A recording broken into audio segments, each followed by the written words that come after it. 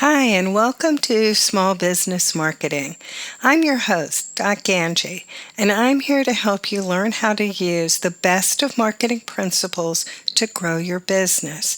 Be sure to subscribe so you never miss an episode of this amazing video series. Welcome to the second video on developing a marketing plan. We won't get through everything in this video, but we'll finish up in the next one. A marketing plan consists of three parts: where you are right now, your goals, and how you plan to get there. Generally, it's very detailed for the next 12 months and less detailed for a longer period of time, often 5 years or more. Here's an outline for the entire marketing plan, a situation analysis and SWOT analysis that we'll cover today, goals and objectives, a strategic plan that covers everything you plan to do, the financial plans, which are pro forma statements, an implementation plan, which is very detailed for each part of the strategic plan, a measurement plan, which are your KPIs or key performance indicators, and a contingency plan in case things go wrong. Key elements of the marketing plan include that it covers 12 months in a lot of detail and 5 or more years in less detail depending on the nature of your business. It's based on real data, not guesses. You don't include politics. It involves others, including staff, investors, suppliers, salespeople, and it uses critical thinking. The next part that we will cover in this is the situation analysis. When we talk about the internal analysis, there are 4 parts: the product, price, promotion, and distribution. In product, we talk about 4 types of products: convenience, shopping, specialty, and unsought goods. And each of those has a different strategy that's going to work best depending on how your target market categorizes your product. Price, you need to focus on value. Promotion, there are multiple options, and most companies seek to choose the optimal combination of that. And in terms of distribution, we're looking at logistics and supply chains to avoid stockouts, reduce costs, and by determining the locations where you want your product distributed.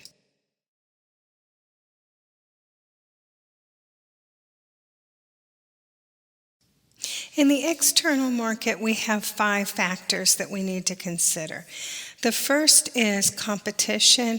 Next are customers and trends within your customer market, economy and trends within the economy, the legal and regulatory environment that you face, as well as the technological environment and predictions as to what might change within that environment.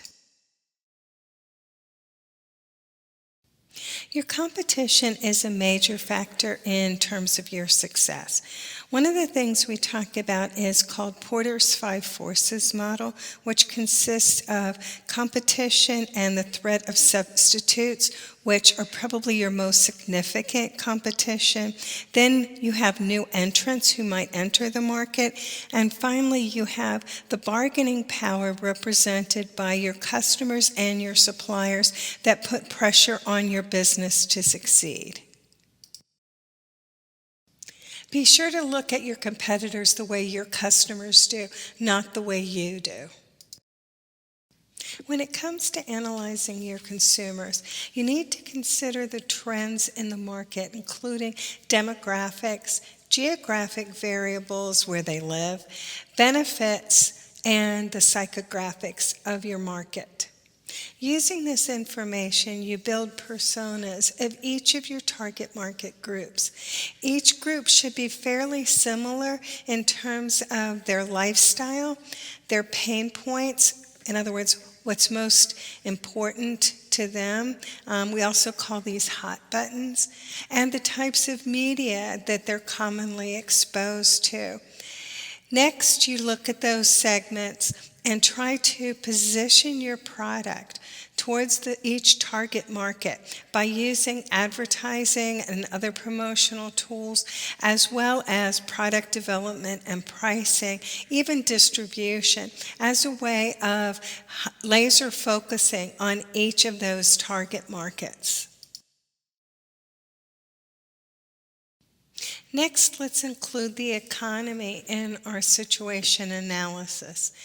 In terms of the economy, we're looking at any trends that might impact customer spending, things like GDP or gross domestic product, the level of inflation and interest rates, because these make things more expensive for consumers, the exchange rates, especially if your supply chain involves international customers or suppliers, and the unemployment rate, which makes it hard for customers to afford products.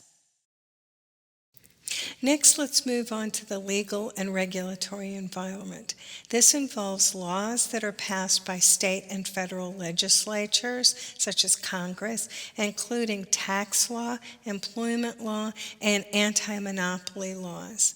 Then you have regulations, which is designed by organizations within the government to interpret this legislation. You have things like the EPA, OSHA, and the FCC. You also need to pay attention to proposed laws that might impact your business in the future.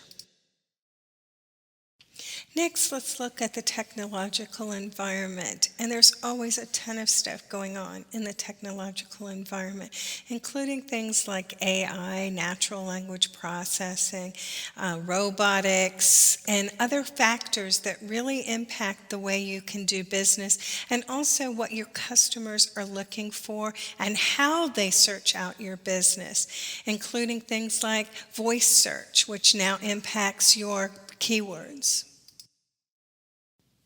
So a critical aspect of creating a marketing plan that really helps your business grow is using accurate, recent, and timely data to help you build your plan. You need internal data such as your sales for the last few years, your return on investment, and the budget, as well as variances from that budget that you incurred last year or even the year before that. You're going to be developing personas for your customers, so you need to evaluate those personas if you've had them in the past and potentially collect new data on customer trends. You'll need external data such as your competition, and you can get this from things like hoovers.com and SEC filings for competitors. You can also do participant observations, which in the digital age means that you can look at their social media and their websites to see what they have to say on those resources.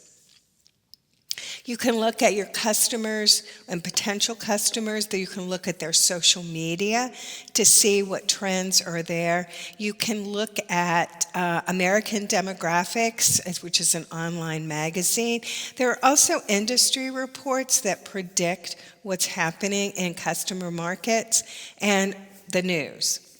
The economy, you're going to look for data that comes from the government, such as GDP, Consumer Confidence Index, balance of trade, pricing, inflation, any kind of elements related to the economy. Laws and regulations are published also by the government, so you'll be able to see those as well as look at pending legislation. And technology, you can look at news reports as well as think tanks. This last part involves creating a SWOT analysis based on all of the information that you've already put together. Strengths and weaknesses are internal analysis. Opportunities and threats are from the external analysis. Strengths are things your company does well, resources it has. Weaknesses are things they don't do so well or where competitors excel over you. Opportunities involve emerging markets that you might be able to capitalize on and relationships with the media. Threats are things like emerging competition from your five Porters model, changing regulatory environments, negative press that might impact your reputation, and other factors. So that's it for today. In the next video, we'll finish off the marketing plan by creating SMART goals, creating our objectives, and writing the strategic plan. So that's it for today. Make sure that you hit the subscribe button so that you never miss a video from Marketing Maven. Have a good day.